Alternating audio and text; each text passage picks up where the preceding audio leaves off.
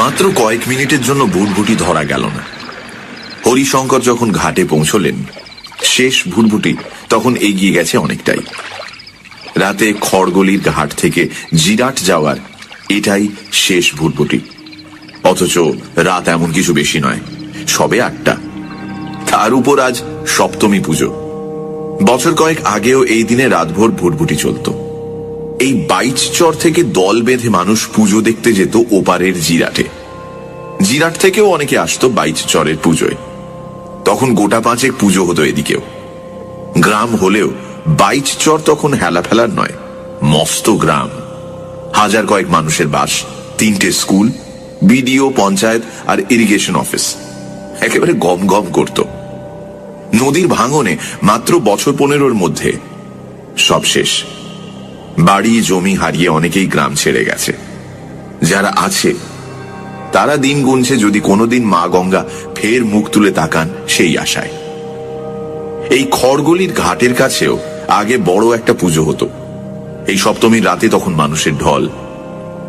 মেলা, দোকানপাট, নাগরদোলা, চরকি পাক আর নৌকো বাইচ। সন্ধ্যের পরেও আলোর রোশনাই, মানুষের মেলা। আর আজ নিশুতি থমথমে রাত। ঘাটের পাশে ছোট্ট একটা দোকান, মহামায়া স্টোর্স। একসময় বেশ বড় ছিল এই দোকান, পাওয়া যেত সবকিছুই। এখন টিম টিম করে টিকে আছে। শেষ ভুটভুটি ছেড়ে যেতে ঝাঁপ ফেলার তোড়জোড় করছিল বছর 15 বয়সের একটি ছেলে। হরিশঙ্করকে দেখে ভুরু কুঁচকে বলল, আরে জ্যাঠামশাই যে এই রাতে? হ্যাঁ রে ভাই, একটু জিরাট যাব। কিন্তু ভুটভুটি যে ছেড়ে গেল জ্যাঠামশাই। আর সে তো দেখছি, দেখিয়ে গিয়ে কোনো জেলে নৌকো পেয়ে যাব ঠিক। ছেলেটার নাম কিশোর।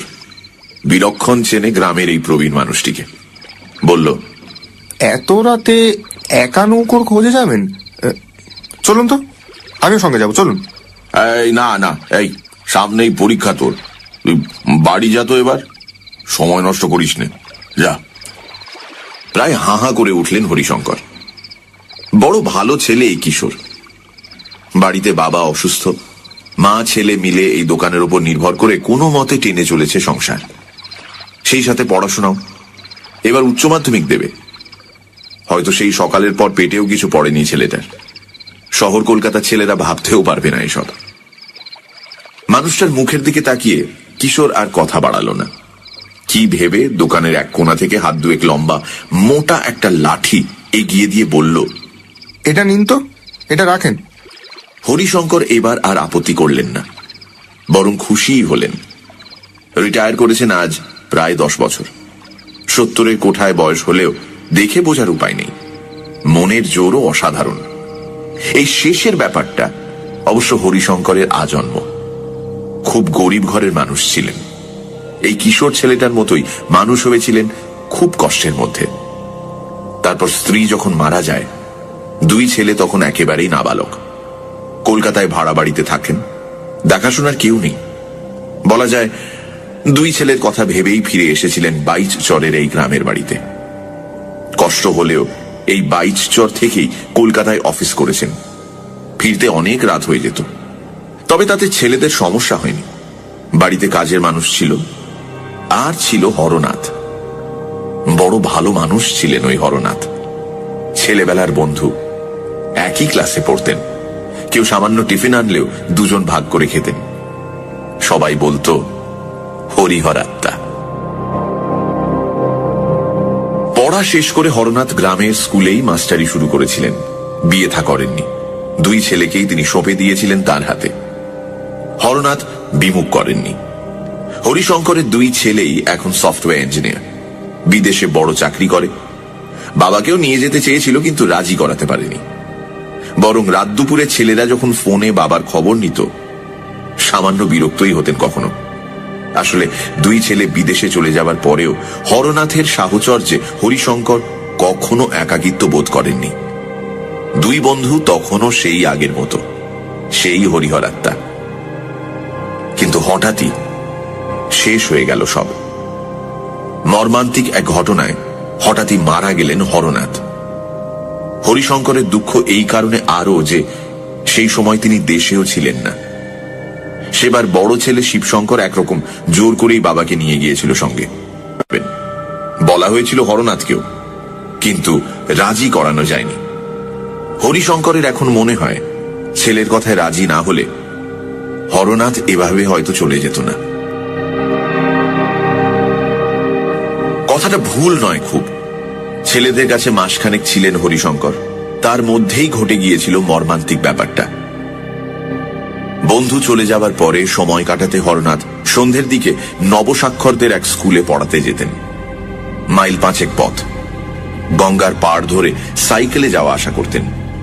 সেদিনও গিয়েছিলেন।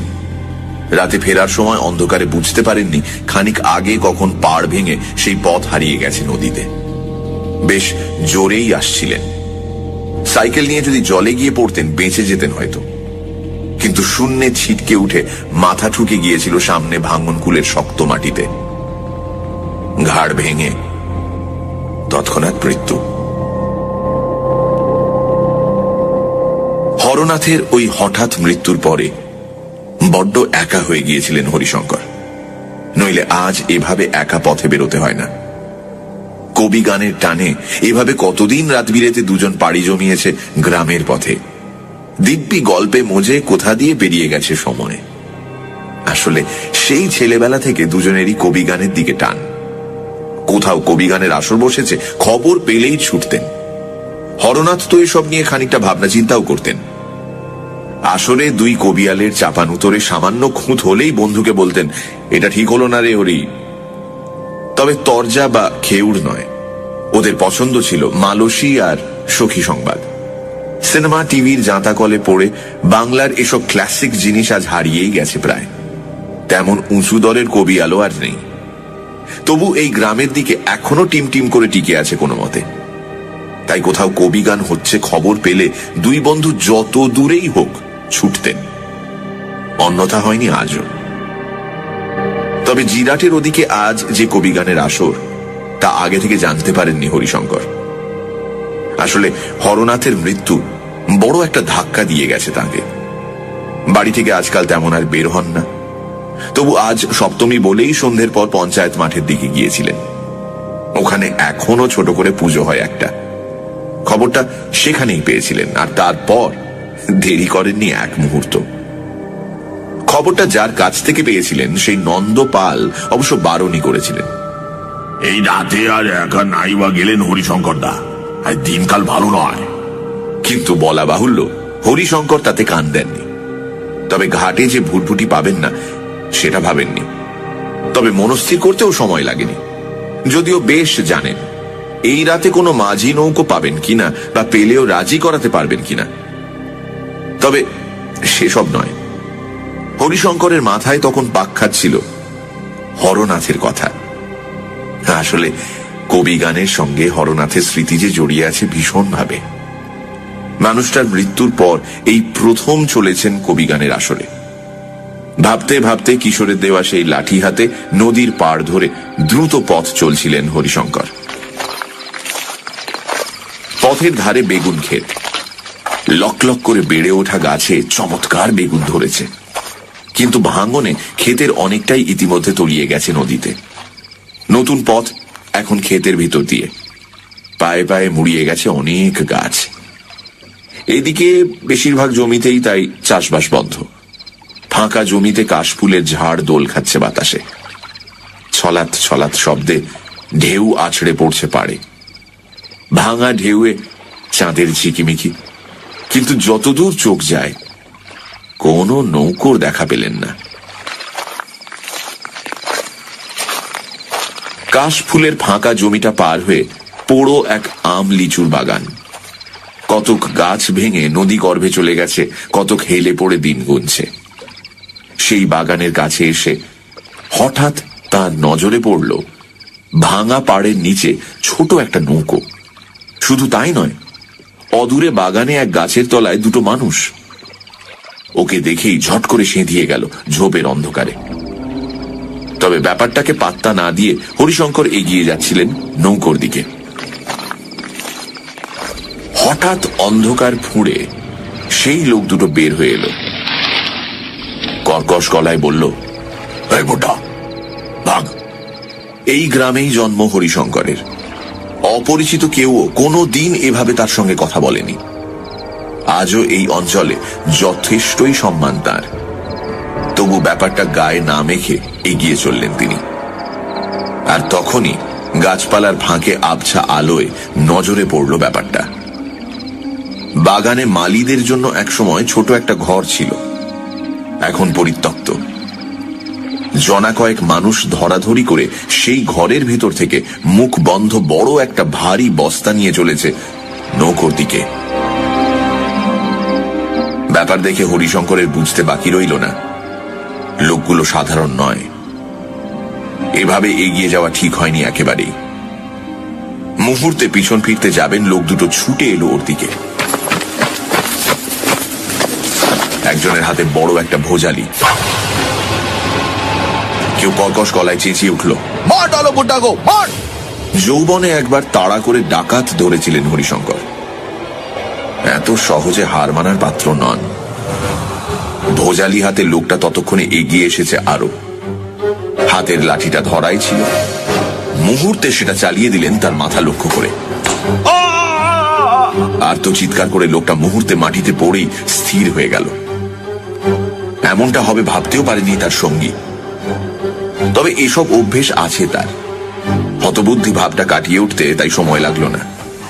মুহূর্তে কোমরে শার্টের তলায় হাত ঢুকিয়ে বের করে আনলো একটা দেশি পিস্তল।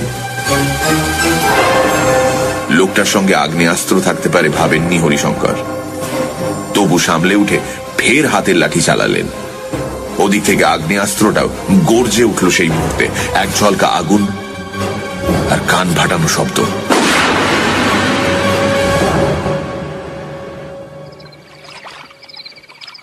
জ্ঞান হারিয়ে ফেলেছিলেন হরিশঙ্কর, তবে সেটা বোধহয় মুহূর্তের জন্য। চোখ মেলেই বুঝলেন পড়ে আছেন মাটিতে। পাশে একটা মানুষ, বয়স প্রায় তারই কাছাকাছি, তবে অন্ধকারে মুখটা দেখতে পেলেন না। মুহূর্তে ধড়মড়িয়ে উঠে বসে চারপাশে তাকালেন। সেই লোক দুটোকে দেখতে পেলেন না কোথাও। মাটিতে চাপ চাপ রক্তের দাগ শুধু।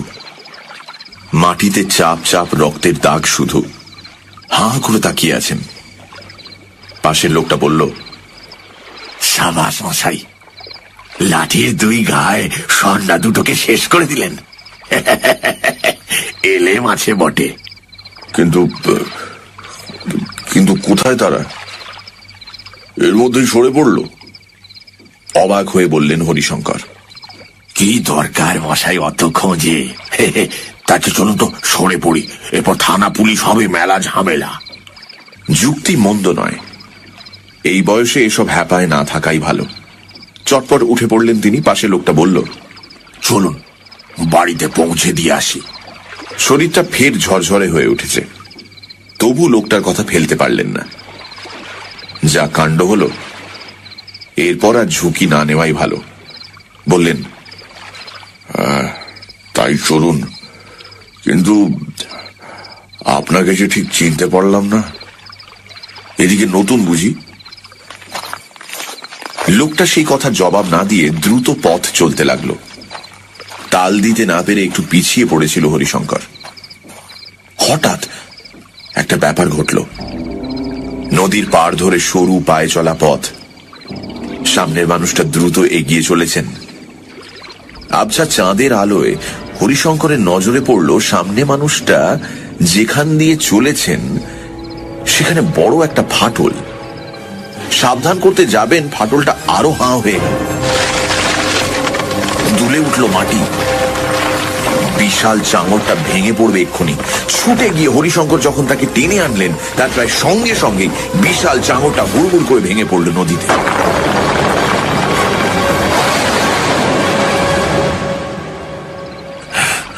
ধন্যবাদ মশাই, এই নিয়ে আর একবার প্রাণ পেলাম।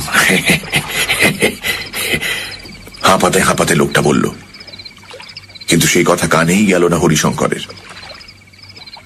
ততক্ষণে মানুষটার মুখের দিকে নজর পড়েছে। বিস্ময়ে হতবাক হয়ে বললেন, আরে হরনাথ, তুই? এখানে কি করে এলি? ম্লান হাসি লোকটির মুখে। কেন আসতে নেই বুঝি? আসলে ব্যাপার কি জানিস, সবাই ভুল খবর দিয়েছিল তোকে। আমি মরিনি রে, দেখতেই তো পাচ্ছিস বেঁচেই আছি দিব্যি। অবশ্য আজ এইভাবে তুই না বাঁচালে অন্যরকম হয়ে যেত। কিন্তু কিন্তু সবাই এমন মিথ্যে রটালো কেন? ভুরু কুঁচকে উঠল হরিশঙ্করের। সে অনেক কথা, ও পরে শুনিস। তার আগে বল, এই রাতে একা ওদিকে যাচ্ছিলি কোথায়? আর বলিস না, তুই নেই তাই একাই বের হয়েছিলাম কবি গান শুনতে। তা হলো আর হরনাথ। খুশিতে দু চোখ জল জল করে উঠল হরিশঙ্করের। কবি গান? আনন্দে দু চোখ নেচে উঠল হরনাথেরও। কোথায় রে? জিরাটের ওদিকে, ষষ্ঠীতলার। তাহলে চল যাই। হরিশঙ্করের কথা কেড়ে নিয়ে হরনাথ বললেন, কতদিন যে দুজন একসাথে কবি গান দেখিনি। কিন্তু যাব কি করে? শেষ ভুটভুটি চলে গেছে। এতক্ষণ খুঁজে একটা নৌকো তো পেলাম না। কি দরকার নৌকোর? হরিশঙ্করের কথা প্রায় তুড়ি মেরে উড়িয়ে দিলেন হরনাথ। চল হেঁটেই পার হয়ে যায়।